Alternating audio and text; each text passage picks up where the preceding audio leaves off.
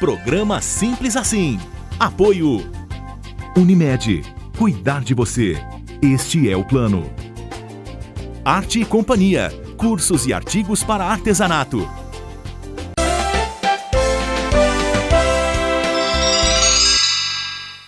O trânsito brasileiro é um dos que mais matam no mundo. Olha só, são 47 mil pessoas que morrem todos os anos vítimas dos acidentes de trânsito. Há pelo menos 400 mil que ficam com algum tipo de sequela. Se a gente pratica aquela direção gentil ou a direção defensiva, como defendem os especialistas, é possível minimizar estes números e preservar também as nossas vidas. Nós vamos aprender um pouquinho mais sobre este assunto, falando agora com o Sargento João Henrique, da Polícia Militar, do 30º Batalhão da Polícia Militar do Interior, que fica em Catanduva, interior de São Paulo. Sargento, muito obrigada por receber o Simples Assim. E a gente queria entender um pouquinho desse lance de direção defensiva para a gente tentar poupar a nossa vida também, não é verdade? Muito obrigada. Sim, boa tarde a todos.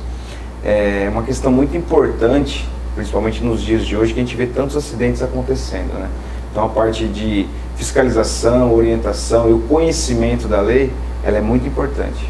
A gente fala em 400 mil pessoas ficam com algum tipo de sequela, então não é só o que mata, não é verdade? E Exato. Tem fatores que fazem esses números ficarem ainda mais, se salientarem ainda mais. Sim, sem dúvidas. Alguns fatores humanos e também da máquina, né? Por exemplo, não fazer manutenção no veículo e também a própria conduta do condutor. Por exemplo, dirigir com sono, embriagado, falando ao celular e etc. Bom, a gente tem um dado, inclusive, já que a gente tocou o celular, que segundo a Associação Brasileira de Medicina de Tráfego, essa pesquisa foi divulgada no segundo semestre do ano passado, foram 150 mortes por dia em consequência do uso do celular ao volante. Pelo menos 54 mil acidentes por ano aconteceram justamente porque o condutor, o motorista, estava usando o celular.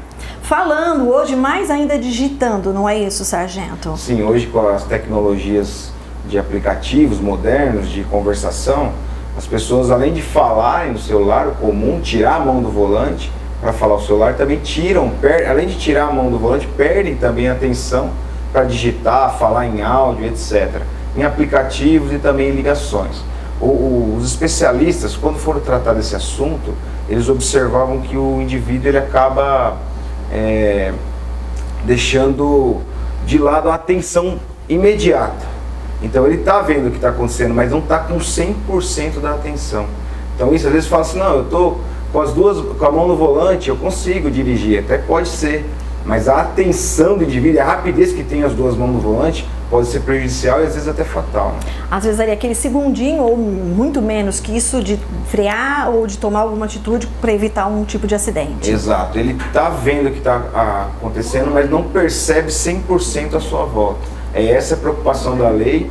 Inclusive, com o advento da Lei 13.281, entrou em vigor em 1º de novembro de 2016, tornou mais rigorosa essa fiscalização. Então, hoje, como funciona isso? A gente fiscaliza através do artigo 252 do Código de Trânsito Brasileiro. Então, no parágrafo 6º vai falar da conduta de utilizar o telefone. Então, e no parágrafo único vem falar da conduta de manusear e segurar o telefone. São então, duas infrações diferentes? Isso, são três na verdade, né? Tá. Uma por utilizar o aparelho, outra por manusear e outra por segurar. O que é isso? Entendemos assim, que quando o indivíduo está no verbo segurar, essa infração de segurar, falando ao telefone, conduzindo o veículo, é quando o indivíduo está com uma mão no volante e a outra está na orelha segurando o aparelho. Tá. Esse é a infração do segurar. O manusear é quando ele tem uma mão no volante e a outra está manuseando, falando em aplicativo de conversação, Facebook, WhatsApp, mandando áudio, etc. E o terceiro verbo, que é o utilizar, é quando ele está com as duas mãos no volante, ele coloca o aparelho aqui, ou usa fones de ouvido. Eu ia chegar nessa questão. Pode pôr fone? Não pode não, também? A lei previsão no artigo 252, parágrafo 6º, é fones de ouvido. Pode reparar que está no plural. Tá. Então, usar fones de ouvido nos dois ouvidos é infração de trânsito. Um fone não é infração de trânsito. Ah, então, porque existem alguns aparelhinhos que conectam no celular, eu deixo o celular ali no console, não ponho a mão nele, eu não o seguro e nem o uso, mas eu posso falar, isso não é infração. Não é infração de trânsito. Tá, mas segurar é infração. Usar Segurar. como guia de trânsito, que eu já ouvi as pessoas segurando para guiar, para chegar em alguma localização, também não pode. Isso, é muito infração. importante tocar nesse assunto, porque o aparelho que é autorizado por lei é o próprio GPS mesmo. Que fica fixo. Isso, é aquele aparelho que fica fixo, não tem contato manual no aparelho, a não ser para digitar quando o veículo estiver parado, porque eu também não posso tirar a mão do volante para digitar.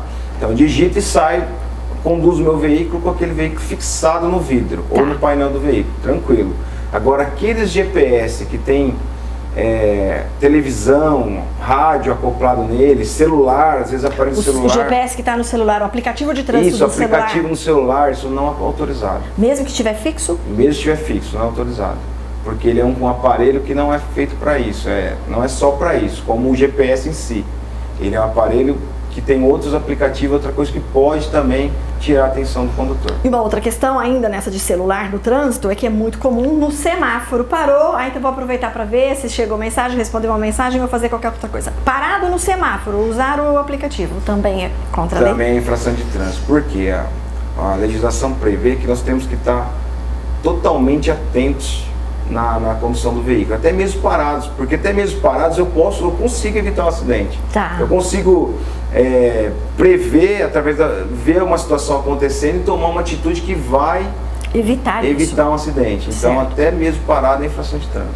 Ok. Aí vem aquela questão ainda falando dos aplicativos, que eu faço parte de grupos e é muito comum alguém avisar que tem blitz, que tem comando policial em determinado ponto da cidade, em determinado ponto da estrada. Avisar aos colegas do grupo ou de outros lugares que tem policiamento é crime? Sim. O que acontece? Hoje em dia é muito comum, as informações chegam muito rápido. Isso. As pessoas usam o aplicativo para diversas ocasiões e notícias. Nesse caso, avisar sobre um bloqueio acaba atrapalhando a fiscalização policial. Por quê?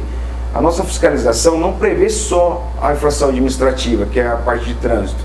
Quando um policial está fazendo um bloqueio, ou a guarda municipal que seja, a gente está fiscalizando, além da infração administrativa, nós estamos fiscalizando infração criminal. Tá. Então, quando a pessoa está avisando, até hoje eu não entendi porque as pessoas fazem isso. Quer ser colega, quer ser amigão, não sei. Mas avisar, você pode estar avisando um criminoso, você pode estar avisando uma pessoa que acabou de furtar uma moto, um carro 4 rodas. Você pode estar avisando uma pessoa que está com um monte de infração de trânsito, por exemplo, pneus lisos no veículo. Então você está fazendo com que um bandido, às vezes, tome o caminho alternativo para não passar pela abordagem. Pode estar avisando alguém que mais tarde vai gerar um acidente de trânsito por problemas no veículo que poderia ser constatado, esse veículo poderia ser retirado de circulação para evitar. Então abrange um monte de aspectos. Tudo isso e ainda é crime? Ainda é crime. Okay. Eu entendo que sim, porque você acaba avisando outras pessoas sobre uma ação policial. Eu entendo que é crime. Ok. Bom, meu tempo acabou, né, João? E eu ainda não cheguei na questão do beber e dirigir, que é um outro aspecto que a gente sabe que é muito importante da direção defensiva, não é isso, Sérgio? Sim, sem dúvida. Hoje é comum, mas a lei ela tem que ser aprimorada cada dia mais.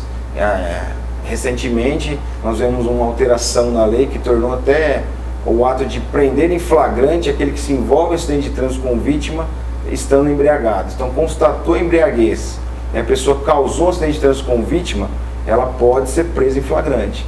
Além de outros aspectos, né? A pessoa, quando bebe, ela diminui todos os seus reflexos, toda a sua atenção, então fica mais corajosa, ela fica mais audaciosa, ela arrisca mais, ela perde alguns sentidos que poderia levar um trânsito mais tranquilo. Então a lei tem tido essa cada vez mais renovadas condutas, as fiscalizações, justamente para coibir esse tipo de ação, porque tem gerado muito acidente e mortes no nosso país. Muitíssimo obrigada pela sua atenção e pelas informações, sargento. A gente vai voltar a esse assunto, tá? Tá bom. Porque a gente não esgotou não, gente. Olha só. Tem essa questão da embriaguez, aquela história do fazer ou não o teste do bafômetro, enfim, o assunto vai longe.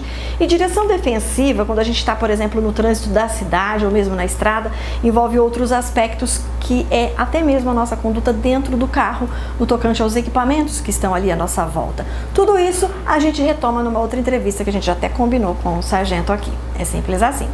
Programa Simples Assim. Apoio Unimed. Cuidar de você. Este é o plano. Arte e Companhia. Cursos e artigos para artesanato.